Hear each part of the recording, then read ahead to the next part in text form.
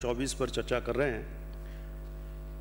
निश्चित रूप से बड़ा ही संवेदनशील और बड़ा क्रिटिकल इशू है और न केवल राजस्थान, पूरे देश और पूरे विश्व में एक वाटर क्राइसिस का स्थिति है। और मैं इस संदर्भ में उल्लेख करना चाहूँगा, CAG ने एक वाटर मैनेजमेंट पर रिपोर्ट प्रकाशित की थी 2017 में।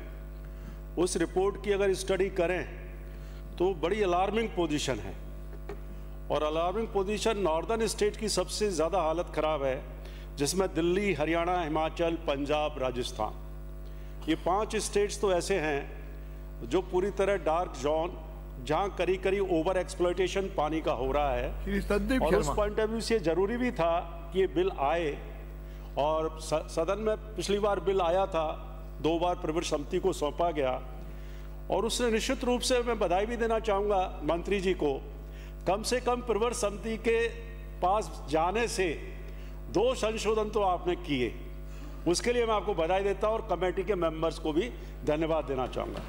लेकिन फिर भी जैसा कि मेरे से पूर्व कृपलानी जी ने भी कहा, मैं भी इसका उल्लेख करना चाहूँगा कि निश्चित रूप से आप देखेंगे, अगर स्टडी करें वाटर की तो देखें स्टेट्स का बता रहा हूँ मैं आपको, अगर 5 जो फैक्टर्स होते हैं जो कंटेनमेंट की बात करते हैं वाटर में, चाहे फ्लोराइड हो, चाहे आयरन हो, नाइट्रेट हो, ऐसे 4-5 तरह के फैक्टर्स हैं जो बड़ा इसको पानी को पीने योग्य नहीं छोड़ते। उसमें करीब करीब 15 से लेकर के 25 स्टेट्स हैं और डिफरेंट पैरामीटर्स पर जाओगे तो किसी की वजह से 250 जिले, कभी 300 जिले किसी ना किसी चीज़ से प्रभावित है।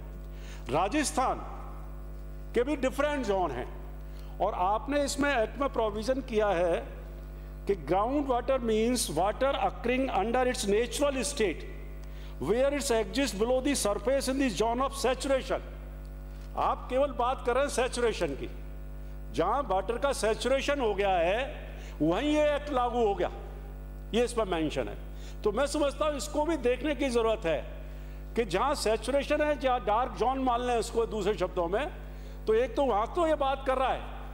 इसके अलावा जो दूसरे जोन है, मान लो पानी की बहुतायत भी है, तो वहां क्या ये एक्ट लागू होगा या नहीं होगा, पहली चीज तो ये थी। दूसरी चीज मैं बात करना चाहूंगा, आपने इसमें जो मेंबर्स का इसकी बात कही थी, पिछली बार भी मैंने क्वेश्चन किया था कि भाई मंत्री क्यों नहीं हो सकता प्राधिकरण का चेयरमैन। इसका जवाब अभी तक तो मुझे और दूसरे सदस्यों को भी कई बॉडीज के लिए नहीं मिला। चाहे सत्ता पक्ष में हम थे और आज आप हैं, उस पॉइंट ऑफ व्यू से मैं कर रहा हूं क्या कारण है कि मंत्री को चेयरपर्सन बनाने में हिच क्यों होती है, ये समझ में नहीं आता। जबकि दूसरे स्टेट, मैंने आपको एक्ट भी प्रस्तुत किया था, महाराष्ट्र, ऐसी कई गवर्नमेंट हैं जहां प्राधिकरण के चेयरपर्सन जो है मंत्री होता है। दूसरा, ये तो धन्यवाद है, आपने 2 MLA रखे हैं, अच्छी बात है, एक विधायिका का रिप्रेजेंटेशन हुआ, कम से कम जनता की बातें तो पहुंचेंगी, जनता की जो समस्या है वो ध्यान में आएंगी। लेकिन इसके साथ साथ बिल्कुल सही कहा, क्योंकि आप वाटर मैनेजमेंट जो प्लान की बात कर रहे हैं, डिस्ट्रिक्ट लेवल पर, स्टेट लेवल का वाटर मैनेजमेंट कंजर्वेशन प्लान बनेगा, उसमें बात तो करेगा, हम डिफरेंट की स्टडी करवाएंगे, सर्वे करवाएंगे और सर्वे के आधार पर डिफरेंट वाटर मैनेजमेंट का प्लान होगा। तो उसी को ठीक करने के लिए, जैसा कि संभागीय हेडक्वार्टर्स की बात कही कि संभागीय हेडक्वार्टर के हिसाब से एक लेजिस्लेटिव का रिप्रेजेंटेटिव होना चाहिए जो अपनी बात को पहुंचा सके, रख सके। क्योंकि ग्राउंड आपने इसका अगर देखेंगे, मैंने जितने भी प्राधिकरण अब तक देखे हैं इस सदन में आए, चाहे पूर्व में भी आए अभी भी आए, ये 18-19 लोगों की लिस्ट, जिसमें से 15-16 परमानेंट होते हैं, उनमें कोई परिवर्तन देखने को नहीं मिलता। ये पहली बार है जब किसी प्राधिकरण में 2 MLA आपने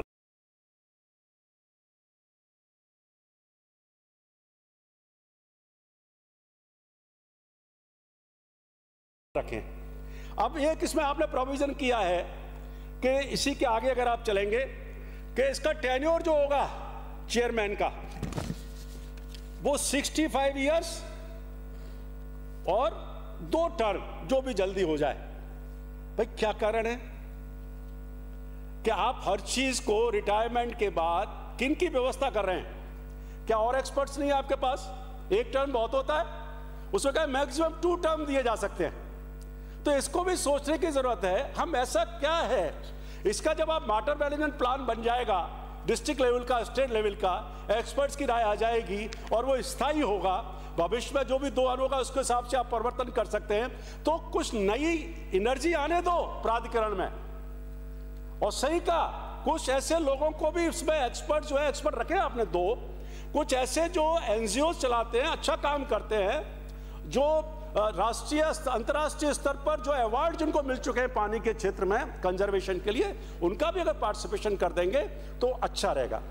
तीसरी बात मैं कहना चाहूंगा कि आपने जो बहुत इंपॉर्टेंट इश्यू है कि पहले प्रोविजन था आपका, पहली वाली परिवहन समिति की रिपोर्ट आई थी, however no such permission shall be required for extraction of ground water for agriculture purpose.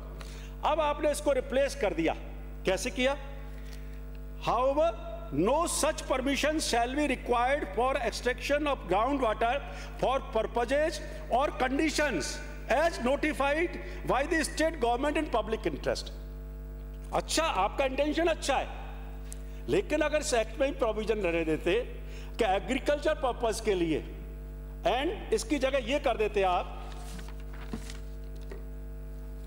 कि no such permission shall be required for extraction of groundwater for agriculture purpose and also as notified by the state government in public interest। What is harm in that? क्योंकि अभी क्या होगा, जो executive है, जो नीचे के लोग हैं, वो इसमें इतना दिक्कत करेंगे, आप निकालेंगे, नोटिफिकेशन निकाल देंगे। और इसी के कंटिन्यूएशन में आपसे कह रहा हूं, पहले ये जनरली प्राधिकरण के जितने भी बिल आते हैं उसमें ये होता है कि जो भी रूल्स बनाए जाएंगे वो विधानसभा के पटल पर लेट डाउन किए जाएंगे और वो रूल्स का प्रारूप लेंगे। आपने इसमें क्या कर दिया? Power to make rules, the government may by notification make rules for carrying out the purpose of this act. Notification के द्वारा कई बार आप जानते कितने नोटिफिकेशन आते हैं, रेगुलेशंस आते हैं, मालूम ही नहीं पड़ता है, ना विधायकों को मालूम पड़ पाता है और ना जनता को मालूम पड़ पाता है। लेकिन जब भी वो रूल्स विधानसभा के पटल पे आए और वो अगर कोई कमी है तो विधायक भी अपना इनपुट दे सकते हैं, उसमें आप काफी काइंड हार्टेड हैं, उस संशोधनों को इंक्लूड करके और राज्य के हित में क्या है, पब्लिक के हित में क्या है, उनको लागू कर सकते हैं। तो मेरा भी एक इसमें यही था कि इसको भी देखा जाए।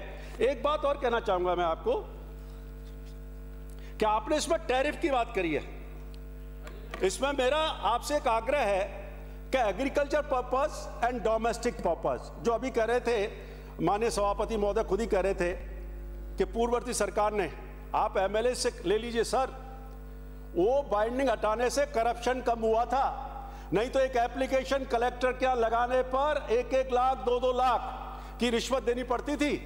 वो बाइंडिंग आप किसानों से इंटरव्यू करवा लीजिए, विधायकों से पूछ लीजिए। मैं मानता हूं डार्क वाटर का जोन है, डार्क जोन है, पानी का दोहन बड़ा रैशनली करना चाहिए, लेकिन उन एग्रीकल्चर जाम पानी नहीं दे सकते, किसानों को पानी नहीं पहुंचा सकते, पीने के पानी नहीं दे सकते, तो उस स्थिति में वो अपने निजी साधनों से पानी का दोहन करते हैं।